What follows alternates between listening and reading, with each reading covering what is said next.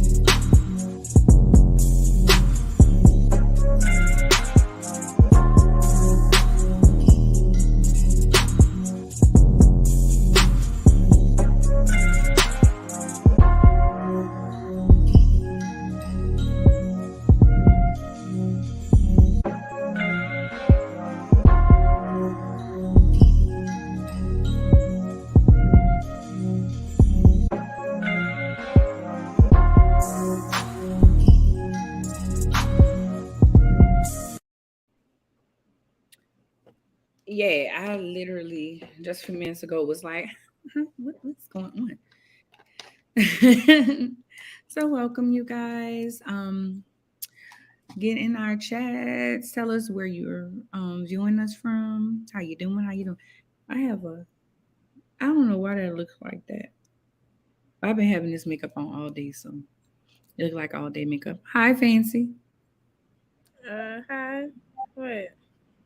Cause you look, you looking like I don't know. I don't know. My energy is kind of low this evening. Oh, your Yeah. makeup is pretty. Your Thank lips, I see it. Thank you. Okay. How was your weekend? My weekend was good. I did a lot of homework and studying, of course, but I also went to the Silly Rabbit Comedy Club, the comedy club I had visited a few months ago, and Mm-hmm. it's black owned. So, and it's one of the, it might be the only black owned comedy club in Louisiana. And Damon Williams was there. You all might remember him from Comic View, but he still travels and does shows, and so it was cool seeing him because I actually kind of have a crush on him when I was younger, like really young Comic View days. But he was really cool, and Ty Mills was another comedian. I think he's like maybe from the East Coast, but he lives in Atlanta now. So those were the two comedians that, were on stage, and it was just nice, I said that I'm trying to still make certain that I'm making time for myself, and even in my freshman studies class, like our instructor is really big on making certain that we're still making time for ourselves throughout, also navigating throughout the college or whatever. Although it is a freshman studies class, of course, most of my classmates are actually freshmen, whereas I'm a senior, but it's still good for me since I'm returning to school and just, still getting somewhat acclimated. So that's basically what I did this weekend. And then I just still tried to make certain I took some time for myself on Sunday as well. So, oh, and of course, I've been doing my walk because I had been so off like last week, and these past few weeks have just really been so busy. And then, like with my aunt passing, I've been trying to just kind of, I don't know. I've been feeling some kind of way, not like a bad way about it, because as I've kind of expressed to you, I actually feel like she's in a better place, but it just feels like it's a weird feeling, like you're supposed to be feeling something else, right? And so I actually talked to my therapist about it yesterday. So that was also part of my self-care, making certain that I scheduled a therapy appointment because I hadn't had one in possibly like over a month. And my therapist kind of flexible, but I also think she'd be kind of forgetting about me or something. So but I had just had so much going on. I was like, I think it was time for me to sit down and talk to her. But she was just telling me, for all the things that I was telling her about that I have going on in my life, she said, you're in a busy season, so it's understandable that your reactions aren't, like what everybody might expect for them to be right now. She was like, when you finally get a moment to sit down, then you might actually be able to grieve. But right now, you just have too many other important things that's about to take place or that are taking place. And that's really true. So yeah. So that was my weekend. But how about yours? Um, Busy. So Saturday, I had church. Then I went to a bridal shower. Then I went to celebrate one of my good girlfriends' birthday, Raquel. Um, that was Saturday. Sunday, I didn't get to make to church, but I went to a comedy show. I seen Alfred Kinga, really funny. He is super funny. His opening acts they were all right. They weren't as funny as he was, but I mean that's why he was the headliner, right? So that's what I did this weekend, and had play rehearsal yesterday. Y'all know we have a play that's going to be when is the play? December 4th here in Dallas in Mesquite. So if y'all can make it out, y'all make it out. It's gonna be it's called How Many Frogs Do I Have to F Before I Find My Prince? It's not raunchy. Hmm. No, I'll ask my question when you finish. It's not raunchy. They have a lot of different good. It has a really good storyline. I'm not the lead. I'm just a character in the play. So come out and support if you can. Today on my corporate job, I finally met my manager in person, and something funny happened. So, I don't if you've been following the podcast, if you've been following the podcast, I had a lot of issues with my manager last year, a lot, and this year has been like a great vindication. Like I didn't move.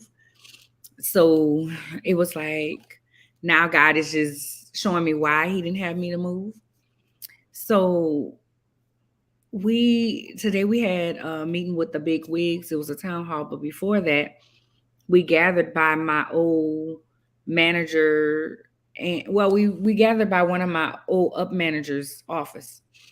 And I got an award in front of my old manager and her boss, both of them. I feel like they was in court. They was together trying to make my life miserable last year. So I just praise God for that. Like I'm just thankful. And the scripture that came to mind was Psalms 23:5. The Lord will prepare a table before you in the presence of your enemies. And I just was like, this one girl was like, here you go. I was like, no, I have to recognize it for what it was because she was front and center, baby, right there. And when I got my awards. So I'm just thankful. I had a good day today. So yeah. Anywho. No, congratulations. And I was just gonna ask, what was going on with the movie? The Oh, movie? yes. The movie it wrapped Sunday. I did my part about 2 or 3 weeks ago. So when it comes out in the red carpet and stuff, I'll let you know. Okay. Yes, yes, All yes. right. So you guys, this caught my attention.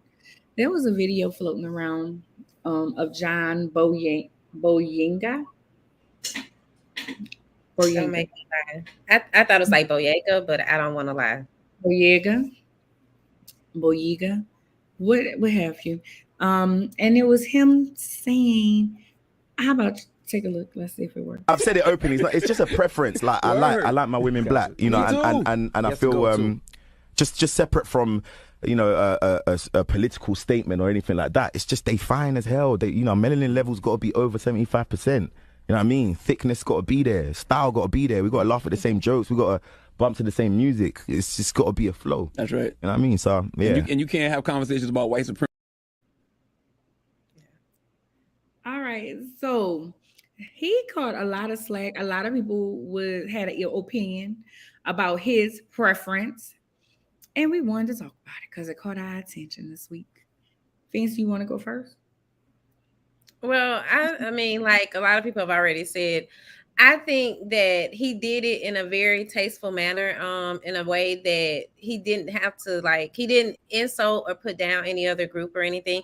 Even when they asked him, because if for those who may have saw the video in full, whatever, they asked him right before that if he had ever dated a white woman, and he said, he had chilled with a white woman before. That's kind of how he put it, but he didn't say anything negative or bad about her either. So it's kind of crazy that people would have such, be so upset about this right now for him having a preference when everybody has a preference. If you don't have a preference, then that means you just date anybody, and that's just being out here being willy-nilly. So and I'm glad to see a black man actually stating it, like, and even the conversation that the little parts that was kind of prior to that, whereas Charlemagne was saying that his wife was black, and just when they were talking about, like, if you speak a certain way about blackness or black people, then it is, it kind of expected of you to have a black partner. But oftentimes, as we've been seeing,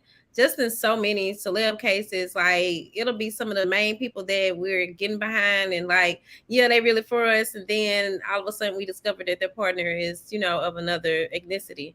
So I thought that was like a interesting conversation, because it's not something that we talk about every day, although we oftentimes think about it. But those are my thoughts on it.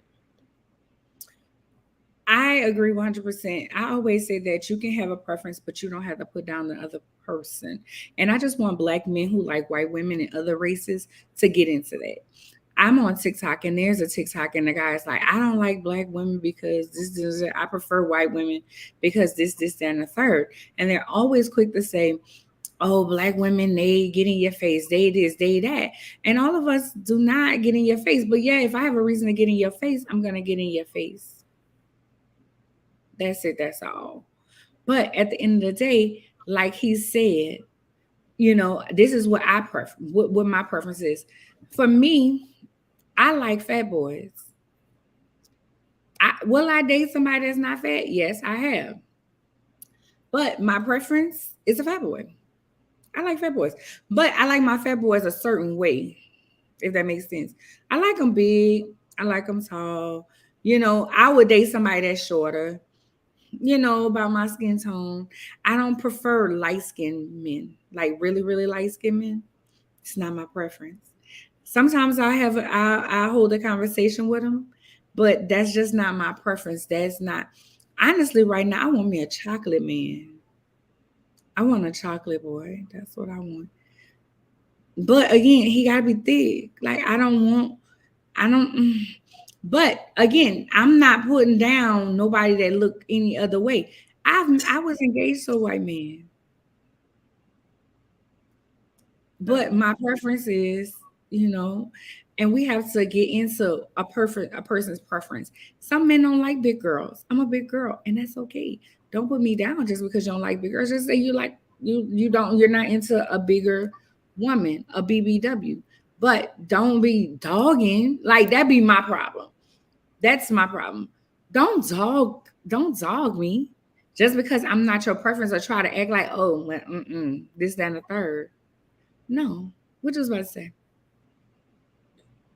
Honestly, nothing. But good night, Enrique Starworth. Like, because these comments, he in the studio right now. He can't respond. I don't even know, but okay. But thank you for tuning in. So thank you for tuning in. We had Jeffrey had said hello too. Oh, yeah, that was fun. But yeah. Hey, Jeffrey. But no, seriously, we have to start allowing people to have their own opinion and their own preference. There's men who don't like women with natural hair.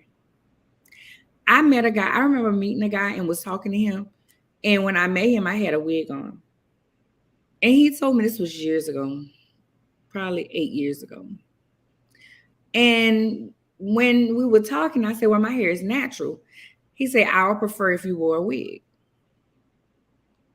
I'm not the girl for you because most of the time I have my natural hair going on. I don't have on a wig. So that's not my zhush. This is me. And I don't like women who wear wigs. I wear a wig when I feel like it. Yeah. So that's I mean, I agree with all of that, preference wise, I'm picking, but I don't know. So I don't know. I don't have any comments to make about that. Or, I used to wear wigs before I started going natural, and even while I was transitioning. But after a certain time, I just stopped wearing them, and I just prefer my natural hair. And I know like things like that. I definitely wouldn't be able to get along with somebody who that just wouldn't be my first choice for anything. But I don't know. I always feel like, you can't try to change people either. So I wouldn't even waste either of our times in that situation. But yeah, I get it. I mean, even so, like there's some guys that I feel like they like women that's bigger than me. Like their preference is women that's bigger than me. And so when I'm dating them, I'm like, if I'm the smallest you've ever dated, and sometimes some guys like big girls for a fetish. But again, y'all weigh in, y'all tell us, why is it such a problem? Like when somebody have a preference on something. Well, just even thinking about it, I know a lot of people, and I never really heard anything outside of his lyrics exactly, but I know people were saying that Kodak Black was a colorist, because his preference is lighter skinned women or something. And I've kind of heard him say things at times like throughout his songs, but I can't remember exactly now if I would say they were, put in one group over another group. I can't exactly say that. But I know a lot of people are exempt to say, what'd you say? He has. Oh, he has. Oh, Just well. in conversation, I know in interviews he says some stupid stuff out his mouth about black women, darker women. Oh, I know it was black women. I don't know what shade, but he has yeah. come out his mouth. Okay. I've never watched any of his interviews, but I have started listening more of his music. But I mean, Kodak Black is like what, 10 years, 20 some years younger than me. But I like something kind of about his attitude. Um, I thought was kind of interesting. But yeah, Mhm. that's neither here nor there. Okay, well, Well, so yeah, I guess we'll go into our commercial. We have about a minute before our guests should be turning back in, so we'll see. That is not the commercial. Hold up. I just not.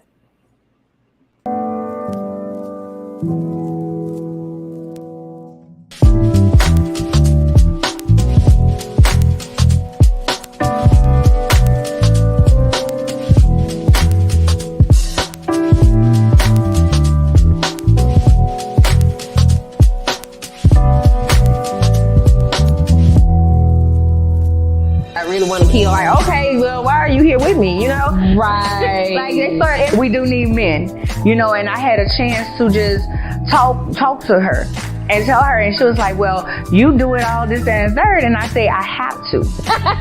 Drop the mister. Just call me Rick. Hey, Rick. Okay. Hey, girl. I don't need nothing, no, sis. You don't need to work on that. Maybe this right here.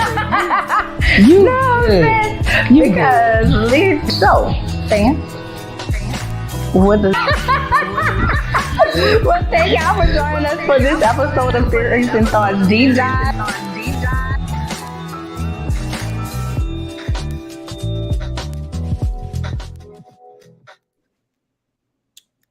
hi you guys, and back. Remember that we have Theories and Thoughts Deep Dive. Our talk show is on the Explore TV network. Hi, Ashley. Hello, how are you? Thanks for having me. You are welcome. Thank you for joining us. Tonight we have Ashley will be talking about dyslexia. Ashley, why don't you go ahead and tell our audience a little bit about yourself? Well, my name's Ashley Krejci Shaw, and I'm a sustainable development consultant, and I reside in North Charleston, South Carolina. And dyslexia is my superpower. It's actually the reason I'm even in the work that I'm involved with today. Really, really. Why don't you tell us what type of work you into? I'm sorry, Fancy, were you about to say something? Well, I was gonna ask. I heard her say sustainable, but I didn't make out the rest of it. I was trying to see like what is that exactly? So really, Intermediate Planning, which is my company, we essentially help top-level decision makers who are looking to have some sort of change process of some kind, and they want to work, just non-discriminately. They want to work ethically, and oftentimes they're not quite sure how to have more honest approaches. And so what we do is we help them sort of figure out how to put together more honest approaches and essentially meet the needs of their stakeholders better. Okay, I get that. Okay. That's interesting. So, dyslexia is your superpower. When did you find out you had dyslexia? Well, of course, I didn't really know I had it, but the pattern started very early for me. So as early as kindergarten is when my first story sort of started to surface in hindsight. But I really found out that I'm dyslexic in graduate school. So that was about 10 years ago. Okay, okay. So there were signs since kindergarten, you're saying, but you didn't actually. Did you ever like seek any type of professional advice throughout that time, and it was like just overlooked, or how did that? Well, I think most dyslexics, they have the same story that so much time passed in their childhood. They had no idea they were undiagnosed, and they essentially had to sort of figure out how to survive in the educational system, because that's usually where it's pointed out when you just can't sort of learn certain content, you feel uncomfortable, your confidence dips. So for me, it's a similar pattern, or I detected the pattern in kindergarten. So for example, being given some sort of problem to solve and not being able to do it.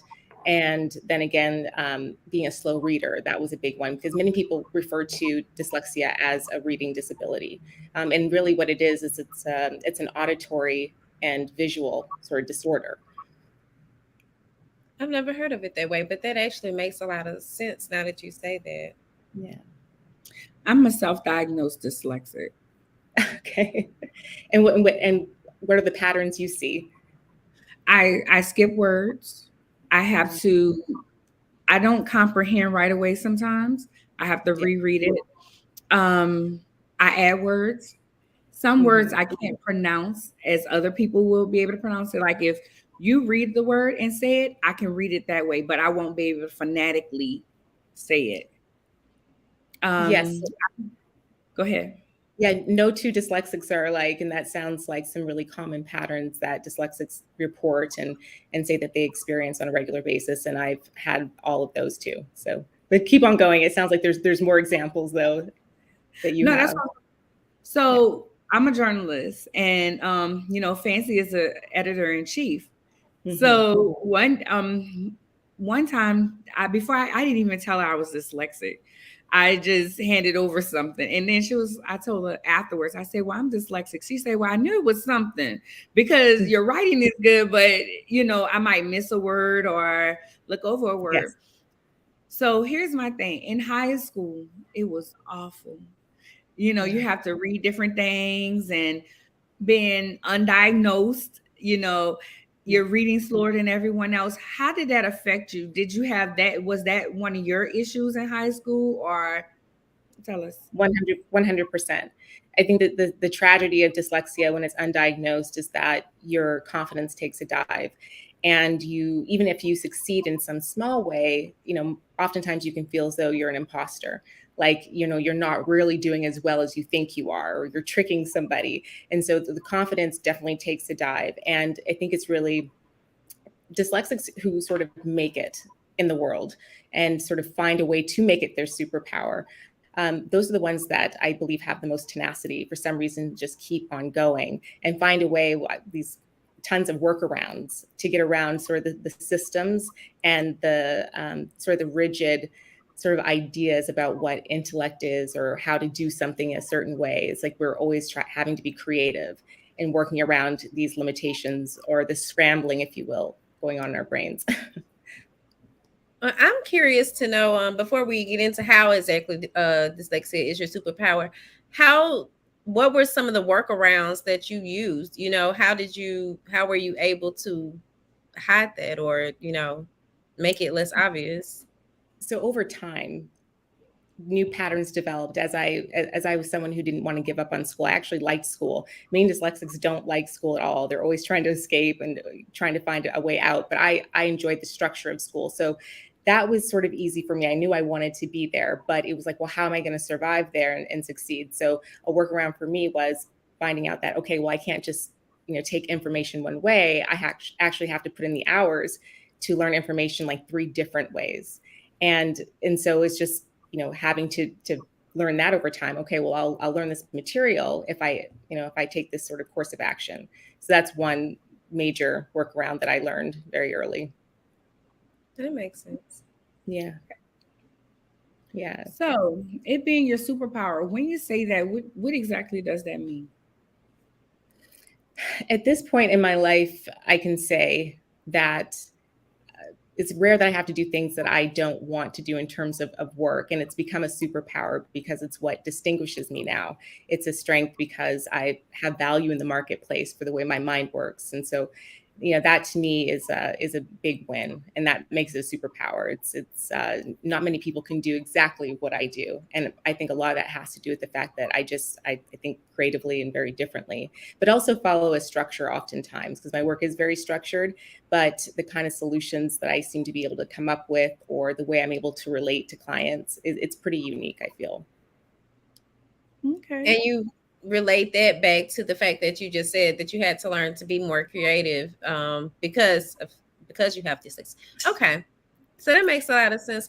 And also, because I know initially in the beginning of the interview, you were kind of saying that dyslexia is how you ended up within your line of work. So when you say that, is that to say because, again, you're a creative and, you're thinking outside of the box, so you're able to help them find solutions, but not necessarily that dyslexia plays a part in it directly. Is that right? Yes. So if I answer this, I think I know what you're trying to ask. So, for instance, like dyslexics tend to be really good listeners, and so one of the cornerstones of the work I do is I really have to listen to clients or potential clients that are in front of me. I have to. I naturally am very empathetic too, and as a dyslexic, when you're always uncomfortable and you always feel like you shouldn't be in a room or you can't do something, you tend to sort of generate a sensitivity about how others feel. And so it makes you very attentive to other people's needs. And so one of the oftentimes what I find is that when there's feedback opportunities with clients I work with, usually it's the listening factor. It's like you really understand what I'm trying to get at, because oftentimes when I'm in front of clients, they don't always know exactly what they need. They know what they want an outcome to be, but how to construct that. That's where the dyslexia, I believe, comes in too, being able to sort of think outside the box and say, okay, well, we can't do this, but we can do that. And so that's really the relationship that I'm able to build with them. It's just a lot of listening, a lot of talking, and creatively just sort of layering solutions together. Got it. Okay. And at what point did you because I'm certain at some point you kind of realize like, hey, this is due to that, do you remember what that was like? So in graduate school, so I'd been out of school for quite a while before entering into a graduate school program. And the graduate school program, it was we just had so much reading to do. And I wasn't really all that familiar with the material. But even when I had, no noise, no distractions, I still was running into issues with the material, and I just couldn't work through it as fast. It was very, very, very, very frustrating. I'm like, I've got to figure out what's going on with my brain. I'm like, I need some help, because there's no reason why I should not, be comprehending this material, or I'm comprehending it so slowly. There's an issue here. So then I sought out, professional assistance to sort of figure out what exactly this disability is. And then once I opened up that door, it was very emotional because I just couldn't figure out why it took so long for me to get to that point. Like why it is at some at some point someone didn't say, hey, like, maybe you should go get some testing and see if you have a learning disability, some sort of learning difference. So it was very emotional. So for me to answer the question, it was a point of frustration initially, like what the hell's going on in my head? And then it was sort of an emotional overwhelm because it also meant that I wasn't stupid, because I always felt stupid. Such an ugly word, but I really did. I felt as though, I just, like I said, imposter, like I shouldn't be where I am. And then it was like, no, no, no. Like it has nothing to do with your intelligence. It has to do with your processing, and you can make it work for you. What subject was your favorite subject? Social studies I really liked, and humanities. I really enjoyed writing because writing even to this day, like for instance, I don't know how you felt about essays in high school or whatever, but I loved essays even in college because what it did was it allowed me to sort of build a relationship with the information or whatever we were studying, and then from that point I could take my time and sort of build arguments. So it was anything to do with writing, learning about the world, social studies. Okay. Math was mine, but I hated word problems. Yes. So the I'm pain point, major pain point for me. Math is just, I mean, I respect math so much. Next lifetime, I said I want to be a mathematician because I think it's absolutely fascinating work. But I mean, it's always been a challenge. It's always been a roadblock for me. And I've spent, days, months probably studying studying to get a C, although it feels like an A when I get a C in math because I've worked so hard, but definitely a tough one for me. And there is something called dyscalculia. So that's another, sort of issue that I have is numbers, symbols, and also like the movement, the progression of numbers. It's kind of strange or hard to explain, but dyscalculia is certainly in the mix for me. I loved math. Reading, of course, I hated reading out loud. And when I went to college, you have to take the entrance exam. Yes. I passed the English part, but the reading, they put me in remedial reading. And my remedial reading teacher was like, you don't need to be in here. You are smart. But again, no one never said you have dyslexic. I didn't realize it until until I changed my major to education and I started getting into those classes. And here, one of the school that I went to, you had to do a major and you had to have a certification. And I picked this special ed. And in doing that, you start listening. And I'm like, this is me. This is who I am. Because I love writing. Absolutely love writing. I love to tell a story. I like to tell you how it, fix it up and make it all pretty. But then again, there's still those holes in there. And I have to go back. And I used to didn't do this. I used to didn't go back and reread it because I was like, I'm going to find a bunch of mistakes. And then I analyze it even more as I read. I don't know if you do this, but when I go back, it's like I'm very anal on everything, punctuation, everything. And then it's almost like if I go back a third time, okay, I'm probably going to be okay with that one. But it's so much work. It's so much work. it's so much work. I'll actually sometimes sit down and thanks for sharing that, by the way, because I completely relate. There's times where I just have to say, like, let it go. Just let it go. Like if there's a mistake, so be it. You got to just, let it go. But again, it's like you build a relationship with it. You want it to be perfect. And then there's also a part of you, I think, that is sort of egging you on, like, find the errors, make sure it's perfect. And yes, you got to know when to let it go. So I completely relate. But I think with the writing, my question is, like, did you like writing just for yourself, like the storytelling, or did you actually like it in a functional way, say in school, where you could answer in writing words, like as answers or testing? I like answering. If I have like a prompt, yes, or a theme in my mind, okay, I'm going to write on this, and that's what I'm going to write. Journaling, I'm not consistent in journaling. I'm not consistent consistent in that. I don't know if that's what you mean about writing for myself, but school, I'll hit up Fancy and be like, I think I'm gonna write on this. And she's like, okay. And then I can get it down right then and type it all out and get it. And it's like, okay, everything is there. But again, at the end of the day, I have to reread it, and I'm like, oh, this is horrible. We're our worst critic, and I agree with you when thinking something's wrong with me. I'm not as educated as I feel, but I'm high functioning. Yes. I'm high functioning, so it's like. Yeah, that's like I said, that's the common feeling, is that like you're an imposter or something, and that's just not the case.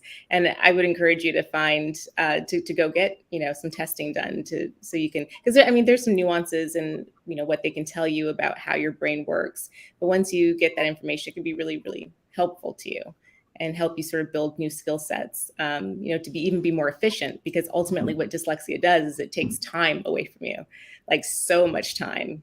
And it can be really exhausting. Okay. I'm curious to know, like, right now, well, you own your business, right, Ashley? Yes. Okay, Yes. so, but prior to that, with like finding employment, was that ever a hindrance for you, or did you disclose that? So no, so here's another aspect of being undiagnosed, is that you can't really use it to your benefit. Like when it comes to school, when it comes to employers, you can't even seek jobs that you would be good at or would be better suited for you, because you don't really know exactly what's happening. So you miss a lot of opportunities, and you're often in really awkward positions because you don't know exactly what you're dealing with. When it came to employment, though, interestingly enough, what really triggered, one of the reasons that I started intermediate was because I was interviewing for jobs that I knew were not well suited for me. And at that point, after finishing graduate school, I had a different sense, and also being empowered by knowing I'm dyslexic, I had a different stance on what I wanted to do and what I was going to put up with. I wasn't going to be in any more positions to not do my best and to not be effective. And so what it became abundantly clear was that I would have to create my own opportunity, because I knew exactly how I wanted to work, how I wanted to help the world, how I wanted to connect and serve communities. And so that allowed me to sort of shape my own sort of employment world. And that's why I really started intermediate, just so I could do my best work and be effective. I love that. And that's kind of how I came about the magazine. For me, it's more so like just having bad social anxiety. And then I found out later on, not too long ago, I found out that I have bipolar disorder. So just trying to like work with other people and, just not being able to control my environment really made me hate having a job. I realized like I really could not go into an environment that I couldn't control. And that's kind of how I began, set about working for myself for the most part. But I always kind of knew that it was something that I planned to do anyway. But I realized after the fact why it suited me so well, So I understand what you're saying. Yeah, it's all about being able to create your own structure for things. There were like these little pebbles of sort of awareness that came to me over the years before I actually pursued to try to figure out what was going on in my head. And one was realizing that I did really well putting together strategies, or sorting a whole bunch of factors or elements or issues, and then sort of creating something around it, opposed to somebody giving me a structure and then me trying to like wiggle myself into that or figure it out. That was really challenging for me. And that was a huge clue. And I remember going for a walk with my husband, because I had a really, really awful math class, an undergraduate math class. And I was explaining to him the content, and I was saying, I feel like I can do this, but I said, but this is impossible. And so at this point, I think that was sort of the point of discovery, where real discovery started to happen. And I started to really pay attention to how I was learning and how I seemed to retain information, or how I was able just to make sense of the world. And so, yeah, those patterns and creating your own structure is almost absolutely key. And most of the dyslexics that are really successful, and successful, I mean, like have notoriety or something like that, who can talk about that journey, say the same thing. It was like, I think it was, the Branson fellow who owns Virgin, he said that his teacher in high school said, you're either going to be a billionaire or you're going to end up in jail. And so he ended up being a billionaire. But also I remember him saying once, this is in a documentary about dyslexia, there's a business meeting And one of his executives talked to him after the meeting and said, I don't mean to be rude, but he goes, it sounds like you don't understand the difference between like gross and net profit. And he was like, yeah, I don't. And at this point, I think the story is like he had already started like 300 companies. This is already like a multi-millionaire who doesn't even understand like profit and gross revenue. So it's just like it's really incredible what we can miss, but also what we're capable of. Like you can build like a whole company and a whole be a mogul, but not understand something so basic until someone explains it to you. So right. Well, he has gone to space now. So didn't he say that go one to more time. I was thinking, didn't Richard Branson go to space? So now he's, just thinking about what you said, the teacher told him, and now he has gone on to go to space gone to space and came back. So that's really something. Yeah. That's definitely a superpower to make that leap from like exiting school. Yeah, for sure. So I'm sorry. What were you saying, Anya? I was gonna ask Ashley if it was someone that thought that they had dyslexia, what are some things that you would tell them to do, like some tips or something like that? Because like you said, it always goes undiagnosed. And I know you told me to go and get some testing, but besides that, what are some things that they may want to look for to I would say this. I would say certainly start to do like your own investigations and self-auditing about how you process information. Take some notes, keep a journal, and try to understand when you feel like you're being effective or when you're not being effective, or when you feel like you're retaining information or when you're not retaining information. And then I would really encourage anyone who thinks that they might have it, or someone that they love has it, to start looking at like say videos, like start looking at documentaries and hearing the stories of other dyslexics. I mean, can change your life. I'll tell you this. I remember the first time I saw this one film called The Big Picture. I think it came out in maybe 2013 or something. But I'll tell you, when I saw that movie, like when I saw that film and I heard all those stories, I mean, I just kept crying. I cried through the whole thing because I was just like, wow, I'm like, somebody else feels, I could cry now. Somebody else feels that way. It was very emotional because I thought I really thought I was like the only one, or I thought something was wrong with me. But it's like, oh no, this is really a thing.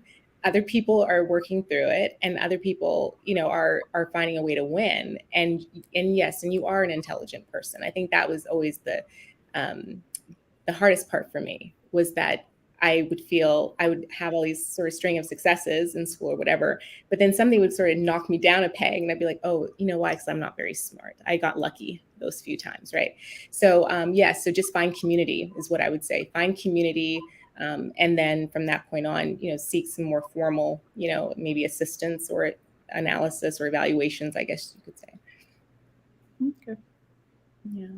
I was gonna acknowledge this comment from KB Green. She said, "My husband is dyslexic, and this is Keisha. Okay, Keisha's one of our correspondents, but she said my husband is dyslexic and had a PhD. I admire him so much because he had to mentally fight with himself to get so far in life. But he's a practicing therapist and everything. That's good, Keisha." Yeah. That's excellent. And also, I mean, in a profession where, again, empathy is everything, where you have to really understand and be sensitive to, certain, just certain parts of people's lives. I mean, generally, dyslexia will do that too. It'll make you very empathetic to other people's needs. Yeah, you sense it like that. And one thing I was gonna ask, because I know earlier on you mentioned like how having dyslexia can impact your confidence. And so I was wondering, like, I know, well, it seems like as you were telling it, like maybe you did at one point have a confidence issue. And I was just curious, like, as to how you overcame that. Was it with your diagnosis? Well, I don't know. Honestly, I still don't know if I'm completely over it. Now I have the understanding that it's silly and I, need to work through it. But even now as a consultant, there's a lot of ideas about what consultants look like and what they should sound like and persona. And I'm just, I'm not that type. I'm very much by the book, and just like wanting to get the work done. So I don't know. I think that's something I still work on, but I do feel very, very secure and confident in my abilities to help others. And because I know especially having been in business for about maybe 8 years now, going on 8 years, I have some really successful history working with others and helping them. So now I think that's also helping me sort of erode away whatever might be left in terms of, a lack of confidence in that area. Yeah, and it's funny you should say that, because I just kind of said something similar to that when I was talking about imposter syndrome today. Like, just my thing for whenever I'm having those moments where I feel like I'm feeling that, I'll think back to like past successes or things that I've accomplished or overcame in the past. So it's funny to hear you say that again, basically there. Can I ask you? Can I follow up though? Can I ask you a question? So how do you feel that? Is it in your work or in what you're doing right now? When does it seem to sort of bubble up for you? I will say, like, because I've actually been feeling it lately. I recently landed some newer clients, and I love all my clients. I treat them all the same, but these are in somewhat way, like some bigger clients for me. And so in some ways it was just kind of like, oh my gosh. And one of them has a PhD, so I'm like, okay, am I gonna, will I be able to meet her expectations? And then I'm thinking, okay, I'm like, you've done this before, this is what you do. So like I said, I had to think back to like previous times, and it kind of helped me just go. And so I actually had to submit some things to them, to both of them recently. And I kind of held my breath for the longest time until they were like, okay, it's good, or I like this, or this needs to be changed or whatever. But I kind of do that with anybody. But imposter syndrome, I did realize, someone brought it to my attention, like it's going to continue to come up as you grow, and I was like, wow, that is so true, because even when they had said it, I had already experienced it before, and I was kind of experiencing it then. So, I see it kind of like hits in cycles. But as my therapist told me, because we were discussing it yesterday, and she was like, it's not that it's too much, it's that it's time for you to grow. That's what she told me. And I was like, you know what? Okay. So I received that word. That's good advice. That's good that your therapist told you that. But also, too, I think accepting the fact that there are some, you may not be good at everything, but there are some things that you're really, really good at. And to me, that's what, for me, that's been sort of, and also allowing me to sort of build up my confidence, is to be able to say, okay, like, it doesn't matter. All the things I can't do not matter. What matters is what I've done to get here. And I feel really proud about that. And I could do that again and again and again. And this is my value again in the marketplace. This is why people come to me. Like there's a special quality about me that could be sort of maybe it's a part of my dyslexia or whatever, or just my skill set. But either way, it all works together. And so that is something to be proud of, and that's something no one else could take away, and no one else can really do what I do the way I do it, right? And I kind of feel like maybe that relates to what you're doing too. Like, no one can quite do the work the way you are. And you said that kind of early on as well, and I caught it when you said it then, because I feel the same way. There are probably other people out there, but that doesn't mean that they'll be doing it the same way. And I think that there's something, that we can take pride in and possibly use as a strength as well. So I get that. Yeah, definitely. Fancy, what did you think when you used to get my stuff and I read over it?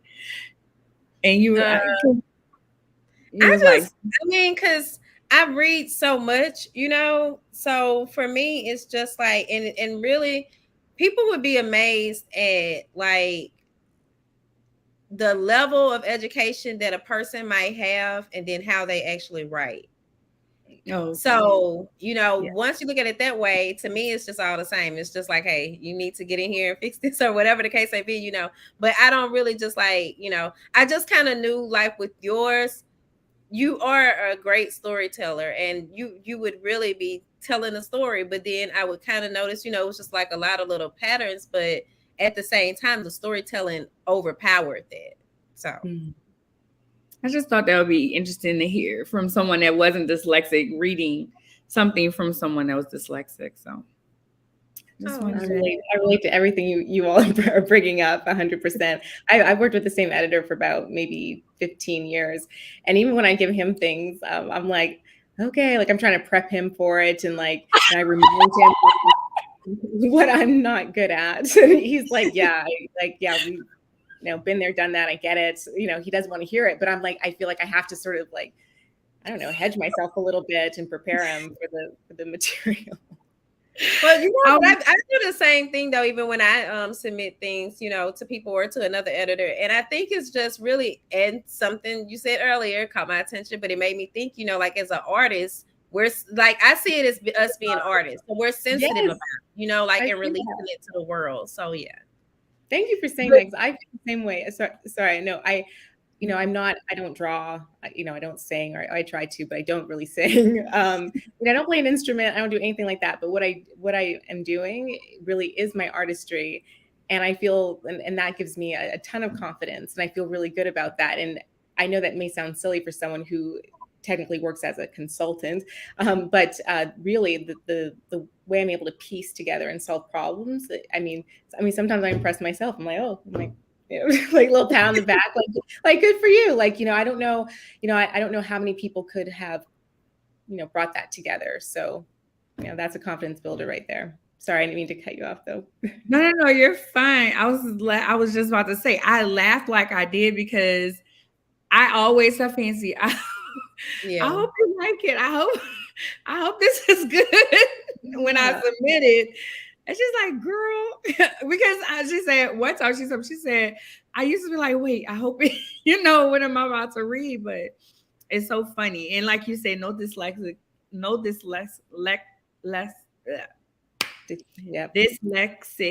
is the same. Yes. But hey, we're working through it. I'm actually in class to learn audiobooks and voiceover. And my coach, she told me the other day, she said, you actually read really good. Stop telling yourself that you're dyslexic and you can't read. And she was like, you can read, and you read better than a whole lot of people. So it's your speed of reading do you feel like you read very slowly, or is it just comprehension, or? It depends on the material. Yeah. Another clue for me was, I used to tell people, it's amazing how we make up stories that we swear are true, and then we tell other people, these stories. But I used to say, oh yeah, I don't like to read. I don't like to read. I'm like, but I do like news, so I'll read news. But actually, once I found out, about my disability, I was like, oh wait, hold on a second. I love news stories, like newspapers and articles and magazines, because they have columns. And I could follow the columns so much, like it was just so easy for me to read. It wasn't such a burden.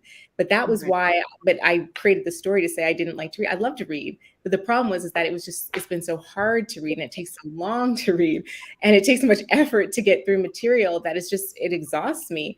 But if I have the words sort of in the right structure, I can breeze right through it. Didn't know that, created a story, told people that for years. And it's like, that's not the case. Yeah. When I read out loud, I comprehend better. But if you're in school, you can get different things. But if you're not diagnosed, you can't get those extra help things, So it's all about early detection. The early detection, especially if you're in school, college. I could have got it when I was in college, but I wasn't diagnosed. But I wasn't diagnosed from a doctor, a diagnostician. I was diagnosed by myself. But I made it. So, hey, thank you so much, Ashley, for this conversation.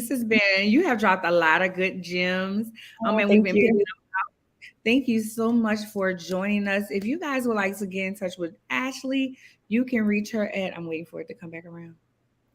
Ashley, what's the middle? My website's intermediateplanning.com. No, your name. Ashley Krejci Shaw. Krejci Shaw. Krejci Shaw. I didn't want to mess up. Oh, it gets butchered all the time. It's okay.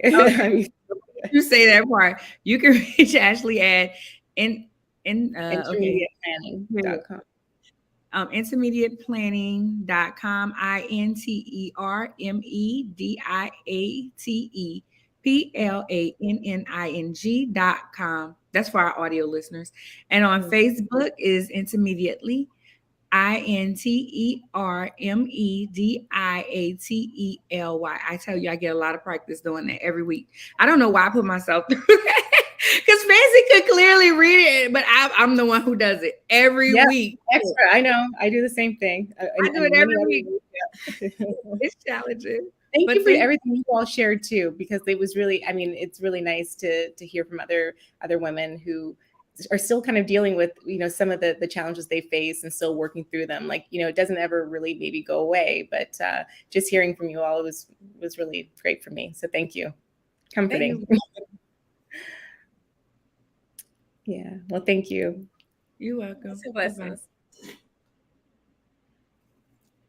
Fancy. Guess what snuck up on us and we didn't even acknowledge it? Oh, the 3-year anniversary. Because you texted me, I think I was in class or something, and I was like, "Oh, I gotta respond to that." I think I really was in class, and I just it totally slipped my mind. I would meant to mention it at the beginning of the show that this is our 3-year anniversary. This week is our anniversary of Theories and Thoughts podcast. 3 years ago, I was sick, but we still did the show. I was sick. Remember, I was with my clapper. But 3 years have gone by. What is one thing that you absolutely love about the show besides me?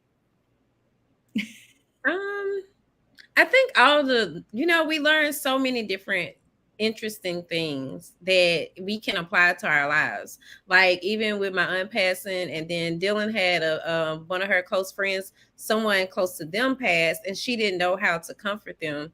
And I thought back to us having Lorinda on, just different things, because we've had so many experts on to talk that I have knowledge about now. I may not know everything, but I know a little bit of something. And so that's what I really love about the show. I love that. That was what I was gonna say. So I'm gonna pick something else. I like the topics. We talk about stuff that other people don't talk about. I had someone walk up to me today and was like, "I caught your show," and she said, "Shout out to Kim at Bank of America," and she was like, "I caught your show, and I have PCOS." Oh, I just put your business out. Well, they don't know who you are, girl. But she was like, and I got PCOS. And she was like, it just felt good to hear someone else, just like Ashley was just saying, you just feel like I'm not by myself. I'm not by myself in this. And I had another girlfriend who caught the replay. She said, oh my gosh, I was trying to catch it live. She said, I wish I would have because of the hair situation. She was like, I have hair situations and I needed to ask her these different questions. So I think that I love our topics. Like they vary. We talk about all different types of things and we bring on experts to talk about them. So that's what I like. So shout out to Theories and Thoughts. Birthday number 3. All right. Let's get out of here. I don't know what this is that's right here, but it's bothering me. I need to go wash my face. You see it? It's right there. No, I think you've been talking about this though since we came on. But I don't see anything. It's there. Anyway, so you can catch me. You can find me at ladyco.com. I am Lady CO on all platforms. My email address is arnya@ladyco.com. All right, and you guys can find me as Fancy Swagger on all platforms. I'm trying to find my thing. Fancy Swagger on all platforms. My link tree is Fancy Thoughts, and of course, everything Swagger Magazine is Swagger Magazine. And if you have a moment, check us out. Like, make sure that you subscribe to us on YouTube. We do stream to YouTube as well as Anya's YouTube, the Lady CEO page. Each week when we're streaming the show on Facebook, but we also have lots of other content on our YouTube pages as well. So you all can check that out. And also, last but not least, don't forget to follow us on Instagram at Theories and Thoughts Brand. Maybe we should give a gift out during Christmas, like on the IG. Okay, look, during Christmas we got some time to go, because for me, only thing I can think about is getting to December. So we can revisit this in November or something. We still got a whole month to get through. Yes, ma'am. I'll be in DC this weekend celebrating. Okay. And I keep doing all this, y'all, because I went got a haircut and didn't wash my hair afterwards. So I'm ready. That's cute. Thank you. Look, wait, which side? Yeah. We'll get into it.